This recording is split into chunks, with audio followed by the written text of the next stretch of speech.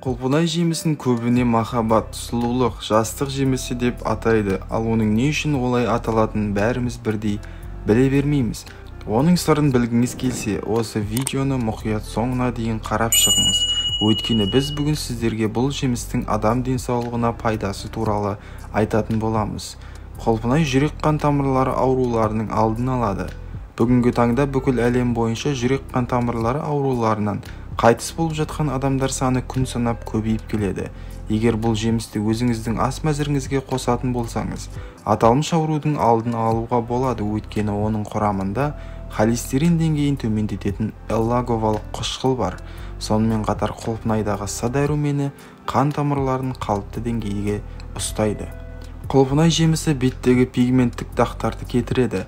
Егер теріңізді ағартып, секпілдер мен пигменттік дақтардан құтылғыңыз келсе, бетіңізге құлпынайдан маска жасаңыз. Алайда әуелі білегіңізге немесе басқа жеріңізге жасап көріңіз. Егер бәрі жақсы болса, бетіңізге сала беріңіз. Мұндай масканы аптасына 1-2 рет жасап тұрғаныңыз дұрыс болады.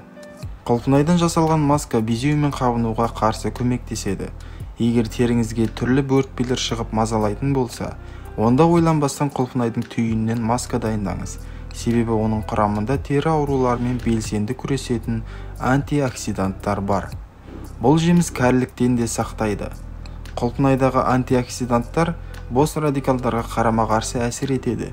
Сондықтан кәріліктің ауылы алыстайды.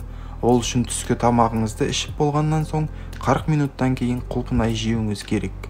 Құлпынай тісіңізді ағартады. Құлпынайдың құрамындағы С дәрумені тісті сарғаюдан құтқарады.